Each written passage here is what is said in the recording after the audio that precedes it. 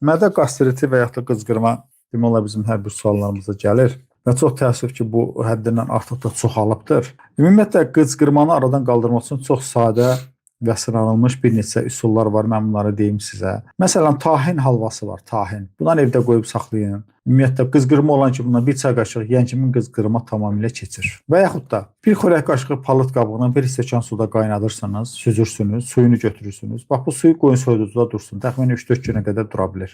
Nə vaxt qızqırma sizdə əmələ gəlibsə, bundan bir qurtum içən kimi qızqırma keçəcək. Amma ümumiyyətlə həm qızqırmanın, həm gərimənin, həm də qastritin ümumi müalicəsi lazımdır. Ümumi müalicəni aparanda isə tamamilə keçir. Ümumi müalicədən bir ikisindən deyim sizə inşallah. Deməli 3 ədəd qastrason yağı alırsınız. Gündə 3 dəfə yeməkdən 1 saat əvvəl bundan bir çay qaşığı içirsiniz. Sonra nanə 200 qram, çoban yastığı 200 qram, gülünbahar 400 qram alırsınız. 3 stəkan suya 1 xörək qaşığı nanə, 1 xörək qaşığı çoban yastığı və 2 xörək qaşığı gülünbahar qarışdırın. Bunu 5 dəqiqə qaynadın, sonra süzün. Bundan gündə 3 dəfə yeməkdən əvvəl bundan 1 stəkan için. Hələlik ki bu 2 dənə müalicəni elətdirin. Yaxşı olar ki, mədənin üstündə də bir dənə böyük banka hicama eləyərsiniz. Çox gözəl effekti var. Və bunlardan sonra çox vaxt hallarda keçir. Nadir hallarda ola bilər ki, keçmir. Keçməyəndə də bizə deyərsiniz əlavə müalicə deyərik sizə inşallah.